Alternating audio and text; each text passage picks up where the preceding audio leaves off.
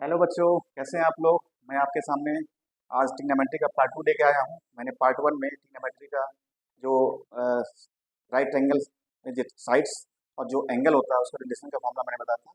और मैंने उसमें 6 ट्रिग्नोमेट्रिकल फंक्शन जो साइन, कॉस, टेन और कोसेक, सेक और कॉट, इन सब का रिलेशन जो है साइड से किस तरह से होता है मैंने बताया था, और उसका इंपॉर्टेंस बताया है पार्ट 1 में। तो अगर आपने वीडियो नहीं देखा है पार्ट 1, उसको देखिए, लाइक कीजिए और चैनल को सब्सक्राइब कीजिए। ओके, तो आज हम स्टार्ट करते हैं ट्रिग्नोमेट्री पार्ट 2। इस पार्ट 2 में भी हम लोग जो पार्ट 1 में हमने सीखा था उसके आगे की पार्ट सीखेंगे। तो सबसे पहले पार्ट 2 से मैं आपको जाने से पहले मैं आपको जो पार्ट 1 में क्या बताया था शॉर्ट में बता दूँ। तो मैंने क्या किया था, एक राइट ट्रायंगल लिया था, और राइट ट्रायंगल में सपोज ये आपका एंगल 90 है और ये एंगल आपका क्या है, थीटा है। और ये मैंने बोला था ना, इसको क्या बोलते हैं, दिस इज कॉल्ड, ये आपका बेस है जिसे हम एडिशन भी कहते हैं। और ये क्या आपका है, दिस इज परपेंडिकुलर बुलेट। और ये आपका क्या है, दिस इज हाइपोटेनस, है ना, हाइपोटेनस। तो इसको हम बेस को हम और भी एक नाम देते हैं, एडजेसेंट बोलते हैं, एडजेसेंट। इसको हम लोग अपोजिट बोलते हैं, अपोजिट। ठीक है। और मैंने जब क्लास लिया था तो जो ईपी बोर्ड वाले हैं इसको क्या कहते हैं, आधार कहते हैं, और इसको क्या कहते हैं, लंब कहते हैं, और इसको कर्ण कहते हैं।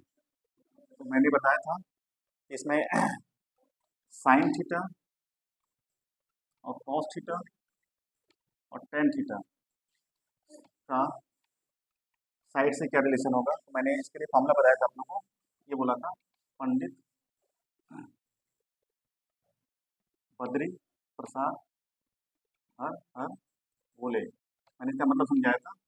तो इसमें पी क्या है, परपेंडिकुलर है, बी बेस है और एस हाइपोटेनस है। तो पहला रेशियो जो होता है साइन के लिए होता है। तो अगर इसको मान रहे हैं ए बी, इसको सी, तो साइन थीटा क्या हो जाएगा, परपेंडिकुलर अपन हाइपोटेनस। तो परपेंडिकुलर क्या है, ए बी है, अपन हाइपोटेनस क्या है, ए सी। अब कॉस थीटा का लिखना होगा तो बेस अपन हाइपोटेनस, बेस आपका क्या है, बी सी है, और ये हाइपोटेनस आपका ए सी है। और टेन थीटा का लिखना होगा तो क्या होगा, टेन थीटा का लिखना होगा तो होगा परपेंडिकुलर अपन बेस, तो ए बी अपन क्या होगा, ये आपका बी सी हो जाएगा। और तीन मैंने बोला था साइन का इनवर्स होता है कोसेक। तो कोसेक अगर लिखना होगा इस फॉर्मूले को उलट देंगे, यहाँ पे ऐसे हो जाएगा H H B upon P B T. तो पहला आपका हो जाएगा कोसेक थीटा, क्या हो जाएगा, कोसेक थीटा। तो कोसेक थीटा का लिखा जाएगा एस का, तो ये आपका हो जाएगा एच अपॉन पी। एच आपका क्या है, ए C upon A B, just ये साइन का रिवर्स होगा।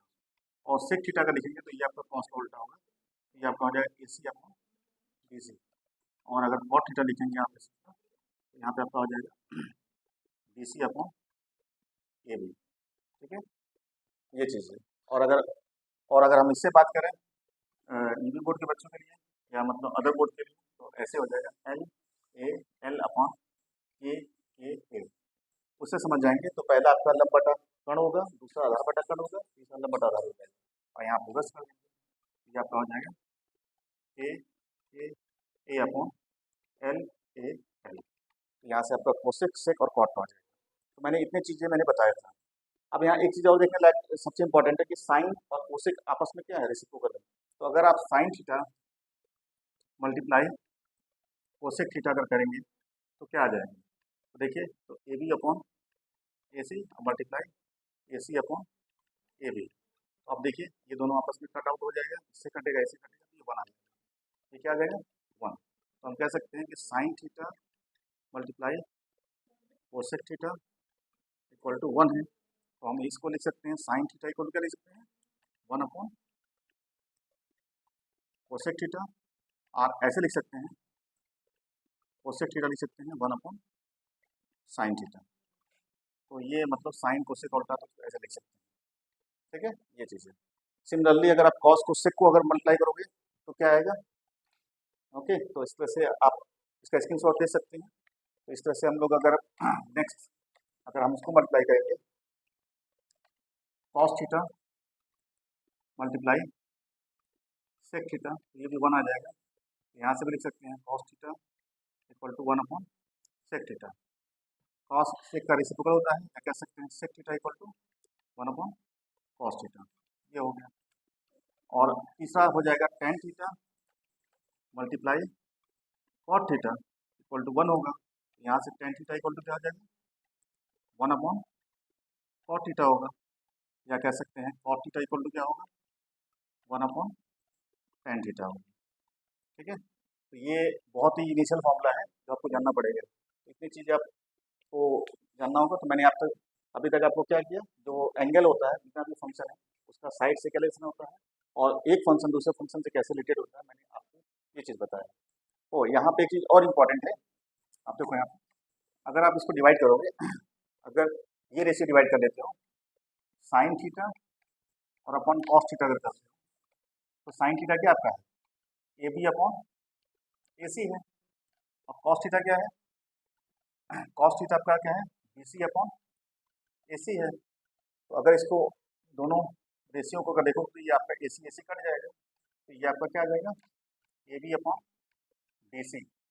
अब देखो जरा A B upon B C कौन सा रेशियो होता है, आप अगर देखो तो ये आप देख सकते हो टेन थीटा है, यहाँ आप लिख सकते हो इसको टेन थीटा लिख सकते हो। तो आपका ये आ गया sine theta upon cos theta. तो हम कह सकते हैं कि टेन थीटा को हम लिख सकते हैं sine theta upon cos theta. और आपको ये भी पता है टेन किसका उल्टा होता है, कॉट का। तो अगर कॉट थीटा लिखेंगे तो क्या हो जाएगा, ये cos theta upon sine theta, ये भी पता है। ठीक है, तो ये आपका मतलब जो है रिलेशन बहुत इंपॉर्टेंट है। इसके अलावा इनको जानने के बाद हम तीन आइडेंटिटीज की बात करेंगे, वो भी ट्रिग्नोमेट्री बहुत इंपॉर्टेंट है, वो भी इसी रिलेशन से आता है। वो आइडेंटिटीज हम पहले लिख देते हैं क्या होता है।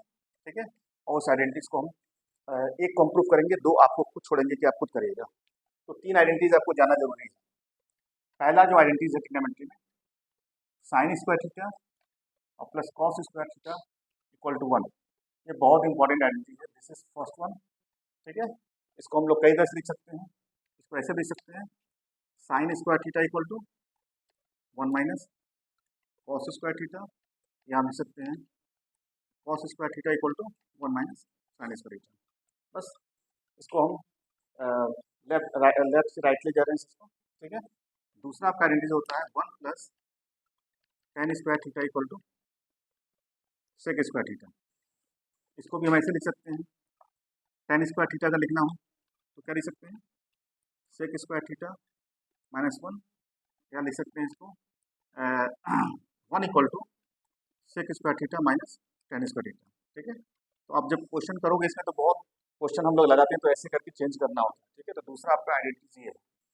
और थर्ड वन जो कि लास्ट आइडेंटिटी है वो आपका ये होता है 1 plus cot square theta equal to होता है कोसेक स्क्वायर थीटा। इसको भी लिख सकते हैं हम लोग cot square theta equal to क्या लिख सकते हैं, 1 को उधर लाइए तो कोसेक स्क्वायर थीटा माइनस 1, या हम कह सकते हैं कि 1 इक्वल टू लिख सकते हैं cosec square theta minus cot square theta. या तो एक आइडेंटिटी आपका ये हो गया, दिस वन।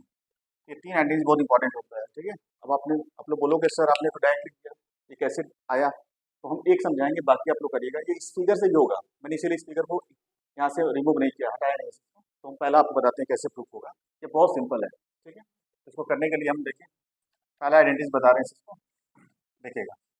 तो सबसे पहले आपको यहाँ साइन थीटा पता है और कॉस थीटा पता है। तो अगर इसका आप लेफ्ट हैंड साइड अगर लोगे, जैसे साइन स्क्वायर थीटा और प्लस कॉस स्क्वायर थीटा, तो इसमें आप साइन थीटा की वैल्यू आपने ट्रायंगल बनाया, तो अगर ये क्वेश्चन आएगा तो ट्रायंगल बना के आप उसमें ऐसे आप लोकेट कर दीजिएगा पॉइंट्स को। उसके बाद से साइन थीटा क्या है आपका, देखो आप ए बी अपॉन ए सी का होल स्क्वायर है, और कॉस थीटा क्या है, बी सी अपॉन ए सी का होल स्क्वायर है। तो यहाँ पे अगर स्क्वायर खोलोगे तो क्या आ जाएगा, A B square upon A C square plus B C square upon A C square.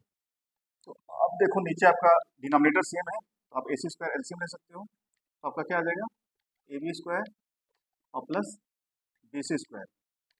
अब देखो फिगर में A B square plus B C square क्या होगा, पाइथागोरस का थ्योरम आपको पता ही होगा, मतलब उसको हम लिख सकते हैं ट्रायंगल में देखेंगे वो क्या हो जाएगा ए सी स्क्वायर, तो ए C square upon A C square, तो ये आपका कट के क्या हो जाएगा 1 आ जाएगा।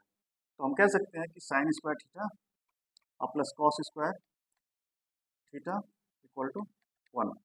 तो ये मैंने प्रूफ कर दिया। बाकी दो आइडेंटिटी जो है इसी फिगर से होगा, आप इसको खुद कर सकते हो, बहुत ईजी है, आप इसको कर पाओगे। ओके, तो हमने अभी तक क्या पढ़ा, जितने भी तीन अवयव फंक्शन है उसका साइड से रिलेशन, उसके बाद क्या उनमें आपस में रिलेशन होता है, और उसके बाद से मैंने तीन आइडेंटिटीज पढ़ा। अब नेक्स्ट वीडियो में क्या करेंगे, हम लोग इससे रिलेटेड क्वेश्चन करेंगे। और ट्रिग्नोमेट्री में प्रॉब्लम ये होता है बच्चे, प्रूफ करने में प्रॉब्लम होता है कि किस स्टेप से आगे जाए कि हमारा आंसर आ जाए। बहुत से इसके क्वेश्चन बनते हैं, तो हम आपको बताएंगे कि आप जिस स्टेप से करोगे वो क्वेश्चन का आंसर आपका आएगा। ठीक है, तो ये बहुत ईजी है और आप इसको ध्यान से देखते रहिएगा, और जिसने भी पार्ट 1 पार्ट नहीं देखा है उसको देख लेगा। ओके, तो अगर आपको ये वीडियो पसंद आएगा तो इसको लाइक कीजिएगा, और चैनल को जरूर सब्सक्राइब कीजिए कि मैं आप लोग को और आगे टॉपिक मतलब अच्छे से बताता रहूँ। ओके।